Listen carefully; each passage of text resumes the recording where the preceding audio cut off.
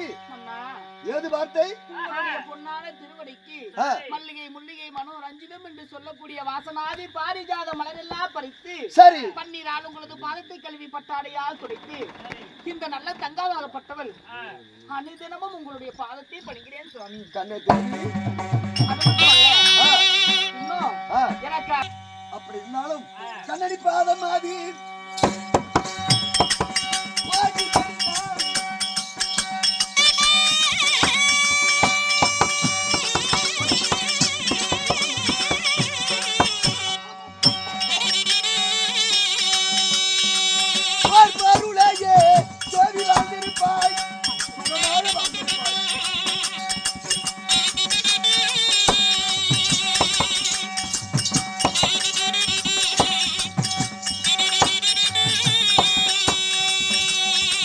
எந்த பாதோ போதி படித்தா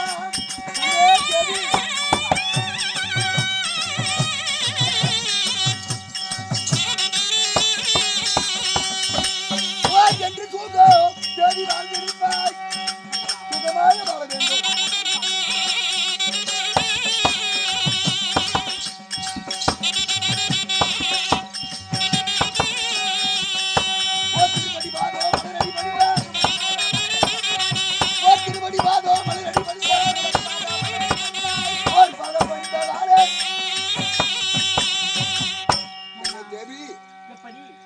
கட்டிய கணவனுடைய பாதத்தை படித்தபடியா நம்முடைய காசி நாட்டிலே சுகமாக வாழ வேண்டும் தேவி. தேவி இந்த காசி நாட்டிலே சுகமாக வாழ்ந்திருப்பேன்னு சொல்றீங்களே சுவாமி. உண்மைதான் மன்னவா. தேவி கண்ணே தேவி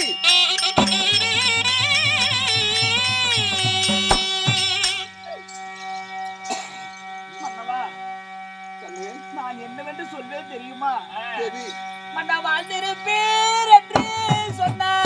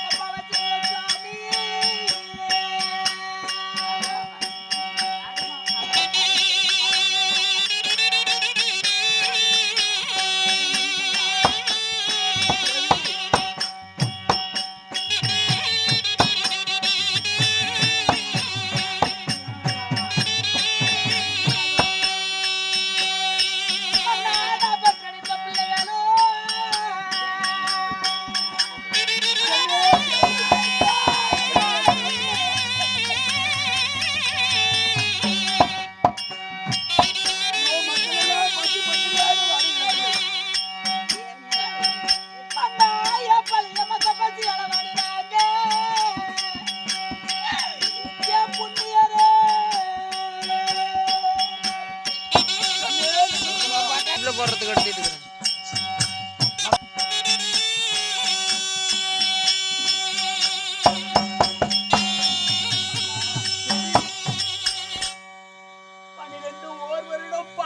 மழை இல்லாத காரணத்தினால் உண்மைதான்.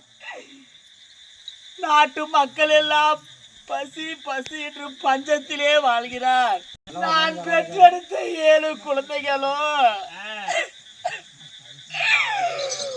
ஒருவேளை சோத்துக்கு கூட மழை இல்லாத அழுந்து புலம்புகிறார்.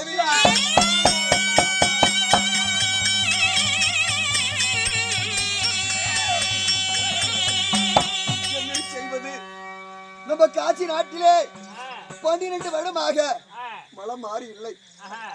பெத்த பிள்ளைங்க ஒரு பக்கம், குடிமக்கள் ஒரு பக்கம், என்ன செய்வது? அதனால தேவி, நம்மளுடைய நாட்டு குறையெல்லாம் தீர வேண்டும் என்றால் இதற்கு ஒரு நான் வழி சொல்லட்டுமா?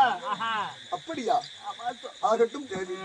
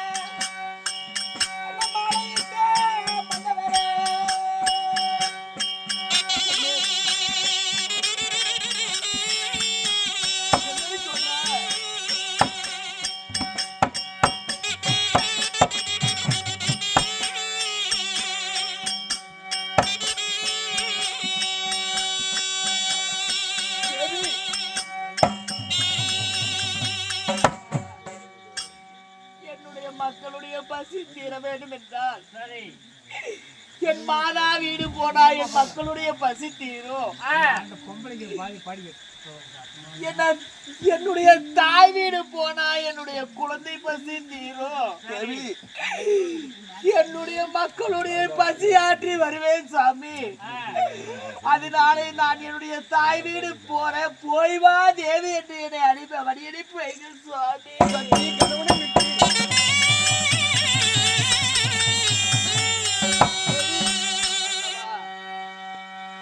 உன்னை திருமணம் செய்து சில காலம் ஆகிறது. இது வரையிலும் இல்லாம கட்டிய கணவனை என்னை காட்சி நாட்டிலே விட்டு என் மக்களை கூட்டிக் கொண்டு ஒரு தாய் வீட்டுக்கு போறியா? கண்ணே தேவி, ஐயோ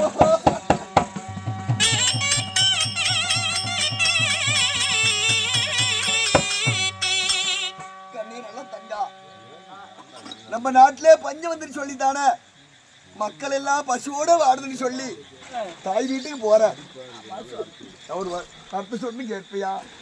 கட்டிய கணவன் ஒரு வார்த்தை சொன்னால் என்ன, 1000 வார்த்தை சொன்னால் என்ன? கட்டிய மனைவியிடம் ஒரு வார்த்தை என்ன 1000 வார்த்தை கொட்டி அளக்கலாம் சாமி. அப்படியா? கணவனுடைய வார்த்தை மிஞ்சி போனதே கிடையாது நான். அதனால எந்த வார்த்தை சுவாமி?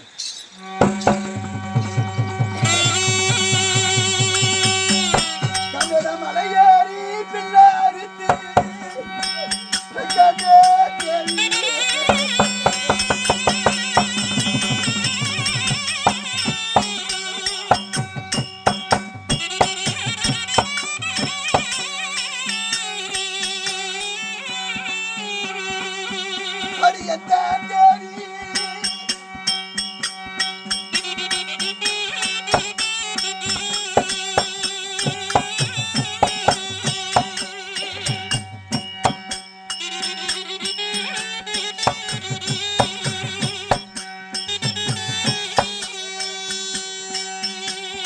கன்னட மக்களையும் ஒரு காப்பனாடி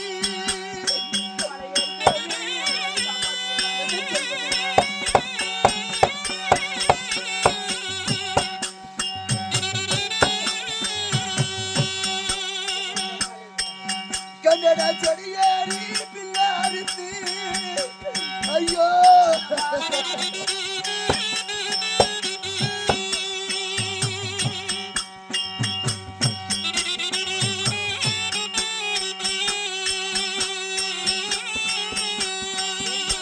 கன்னட செல்வங்காலே நான் காப்பாற்றி வண்டி தேடி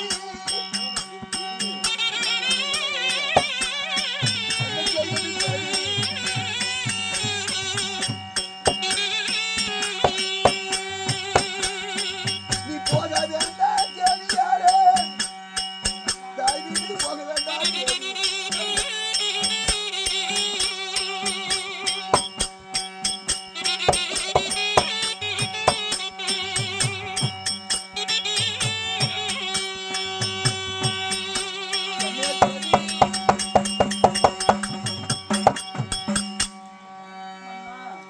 மக்கள் எல்லாம் பசுவோட வாடுது தாய் வீட்டுக்கு போன்னு சொல்ற மலையேறி பிள்ளை இருத்து நம்ம மக்களை காப்பாத்துறேன் செடியேறி பிள்ளை இருத்து நம்ம மக்கள் செல்வங்களை காப்பாத்துறேன் நீ போக வேண்டாம் தேவி மன்னா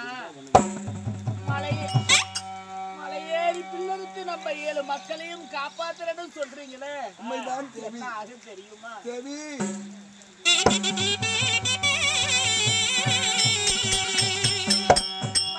மலையேறி பிள்ளை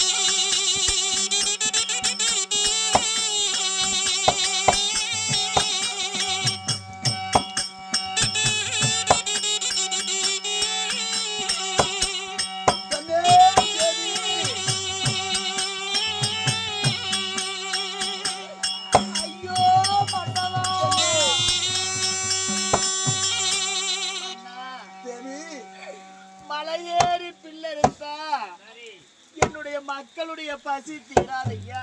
சரி, நீங்க செடியேறி பிள்ளை இருந்தா என் குழந்தை பசி தீரவே.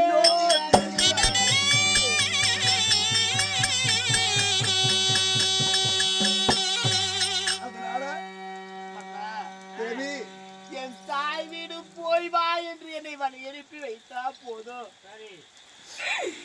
எந்த ஒரு கலக்கமும் இல்லாத என் தாய் வீடு போனா என் உடன் பிறந்த ரத்த பாசம் எங்க அண்ணன் நல்லண்ணன் இருக்கிறார். தன்னுடைய தங்கையாகப்பட்டவள் வந்துவிட்டாள் என்று சொல்லி என்னை எந்த ஒரு குறையும் இல்லாத பார்த்துக்குவாங்க. என் அண்ணன் மனைவி என் அண்ணியால் என்னை கண்டா தன்னுடைய நாத்தனால் வந்துவிட்டாள் என்று சொல்லி எந்த ஒரு குறையும் இல்லாம என்ன வச்சுக்குவாங்க. அதனால போய் வா நலத்தங்கா என்று சொல்லி என்னை வழியனுப்பி வையுங்கள் சுவாமி. உன்னை போய் வா என்று வழி அனுப்புவேன். ஆனா கண்ணே தேவி,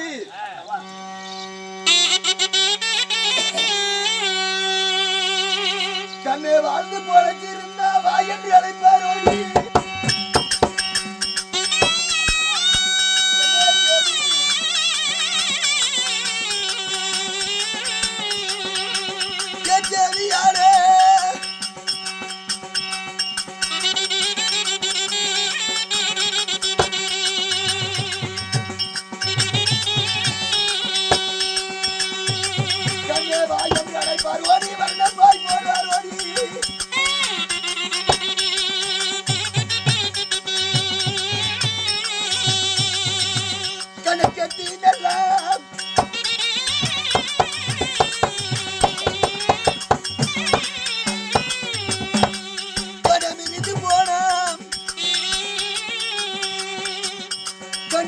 என்று உன்னை அழைக்க மாட்டார் வரி.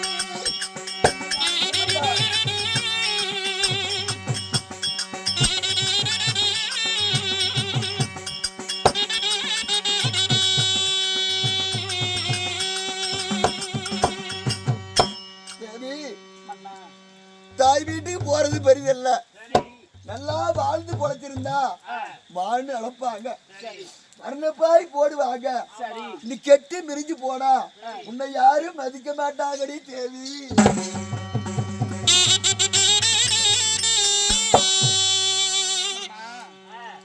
நான் வாழ்ந்து பிழைத்து போனா வர்ணப்பாய் போடுவாங்க, கெட்டு முடிஞ்சு போன கிழிஞ்ச பாய் கூட போட மாட்டாங்கன்னு சொல்றீங்களா? உண்மைதான். எங்க என்னுடைய அண்ணனுடைய குணம் எனக்கு தான் தெரியும். எனக்கு எந்த ஒரு கலக்கமும் வராமல் என் அண்ணன் என்னை அண்டி ஆதரிப்பார் சுவாமி. அதனால என்னை வழியடிப்பு வைத்தால் போதும். தேவி, திருமணம் செய்த நாள் முதலாக இருந்து கட்டட கணவனை விட்டு உனக்கு பிரிவதற்கு என்னடி மனம் வந்தது தேவி?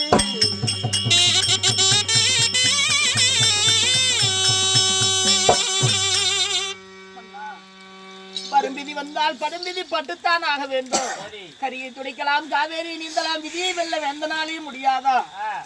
என்ன சுவாமி செய்வது? நம்ம இருவருக்கு பாராமல் இருந்தாலும் நான் பெற்றெடுத்த 7 மக்களை நான் பார்க்க வேண்டும் சுவாமி. என்னை விட்டு பிரிந்து போறியா சுவாமி? அண்ணே தேவி,